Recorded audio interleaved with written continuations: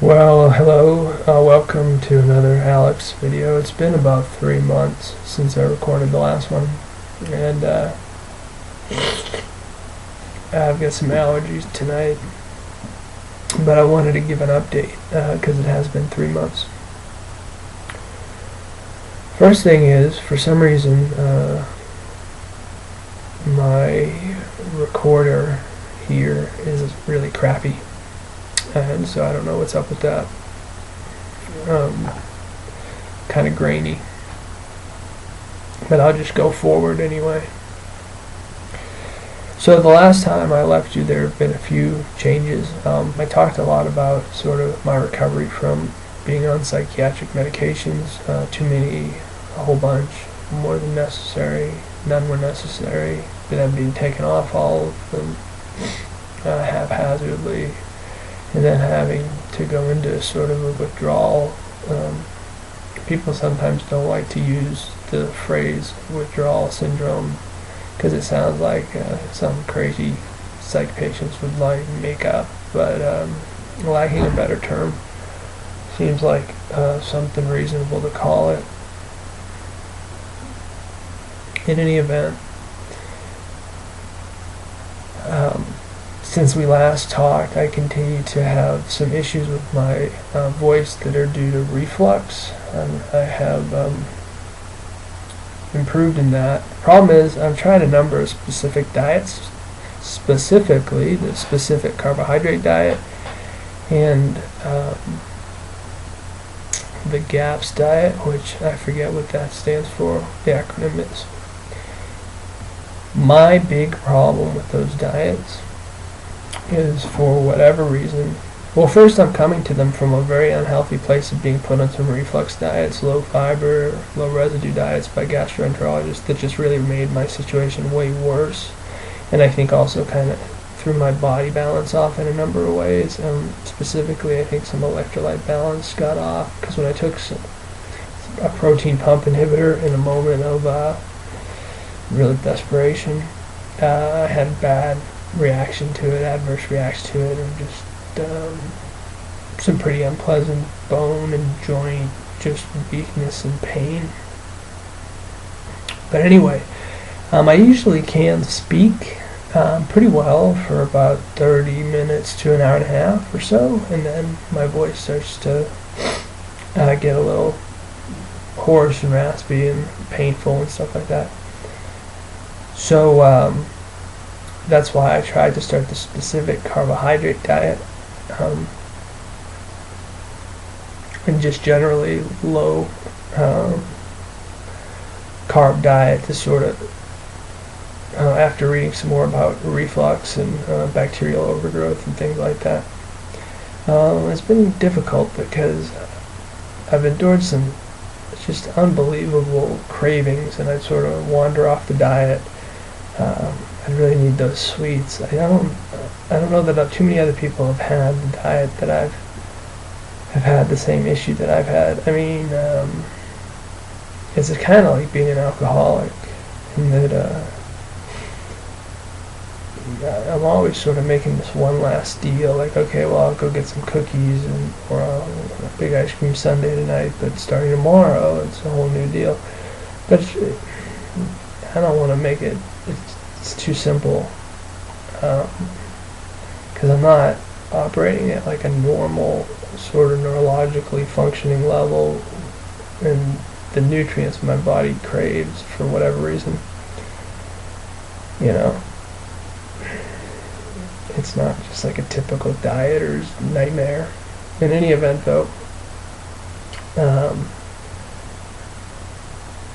I want to redouble my efforts to sort of be successful on the diet, and that means that I need to drop the sweets for a few weeks, which, I mean, I've been able to do it to a degree. Unfortunately, I traveled with my brother and my mother over Thanksgiving, and the diet that I had been doing, I sort of got off of it and was drinking more caffeine than I should have been, and started to have a lot more a return of the bone pain.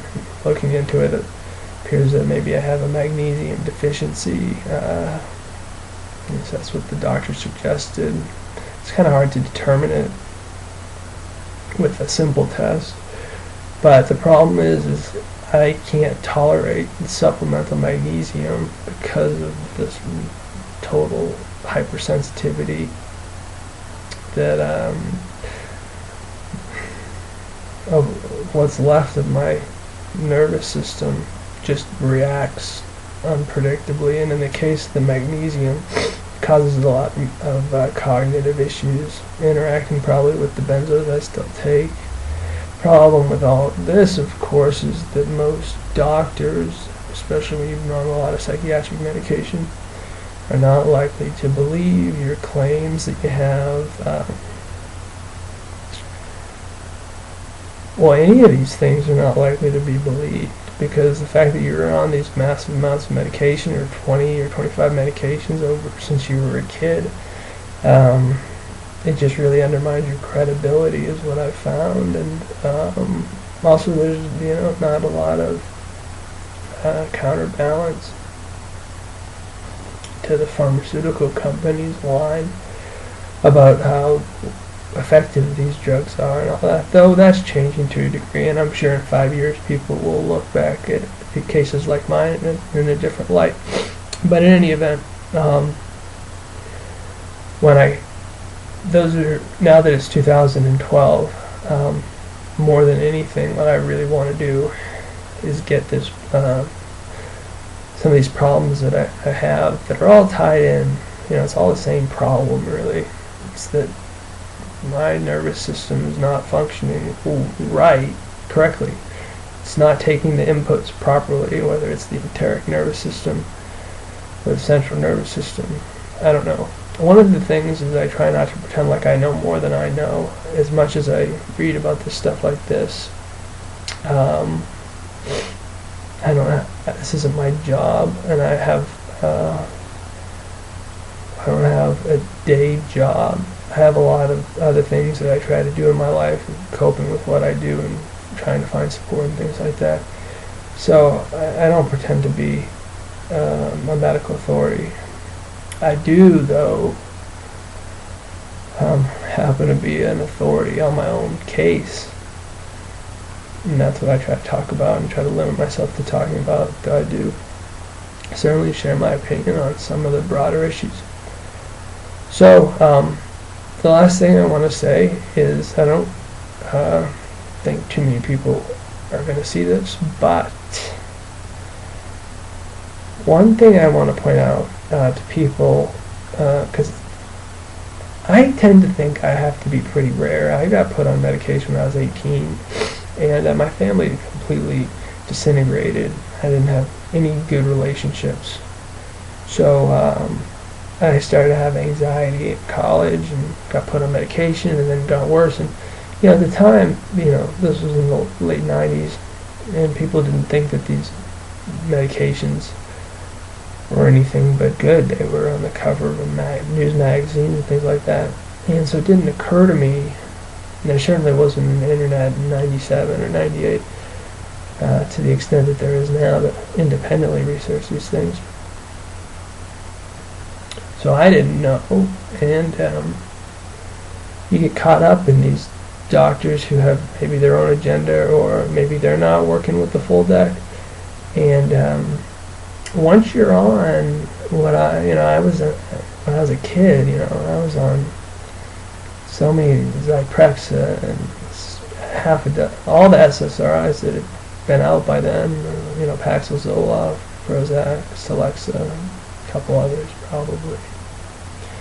Mood stabilizers like Depakote, anxiety meds, Buspar, and the benzos and things like that. This huge, massive stuff, and things are going wrong. It's just, well, let's give you some more meds. Because it's never it didn't occur to me either that it could be the medication's fault. So suddenly, though, years later, you're in the embarrassing situation of having been a person who was drugged for their entire life, and so subsequently has few accomplishments and not much money, and isn't able to really go toe-to-toe with all these people and make your case. I certainly have less brain power than I used to. But the point that I wanted to make that is, I think, interesting about having an issue like I have, which I have a whole bunch of medical issues that are interrelated. Typically having to do with the autonomic nervous system and its dysfunction or dysregulation as a result of the withdrawal of several psychotropic medications. That's when the issue started, though they're somewhat mitigated by benzodiazepines, which I still take.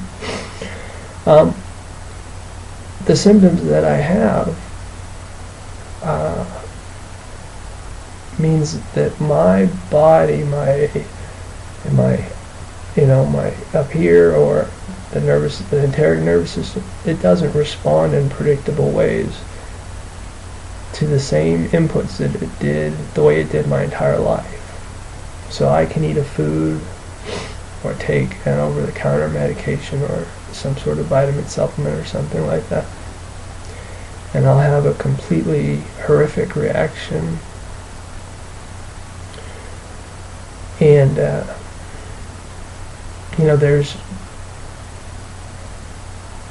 so you try to compensate. I mean, how do I get this magnesium back in balance if I can't take magnesium supplements without having these memory gaps and further cognitive deterioration? Well, it's a challenge.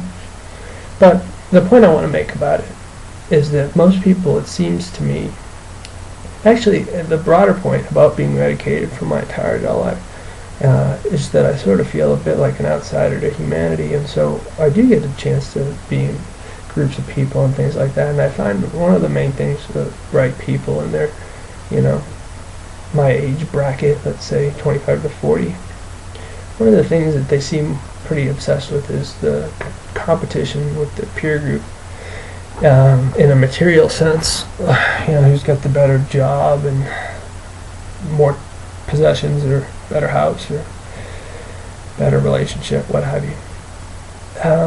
It's a little bit off-putting when you see it from my perspective, someone who's been sort of cast aside from society, and so I don't really compete in that way with the other humans on the planet, the people in my sphere of contact, because it would be like fighting in his prime Mike Tyson. After halfway through the first minute of the first round, I'd roll out of the ring and just walk off. It's not a fight that I have, because that's not one I can compete in. It seems there's a smaller number of people who don't get caught up in that. These are the rarity, another kind of maverick type.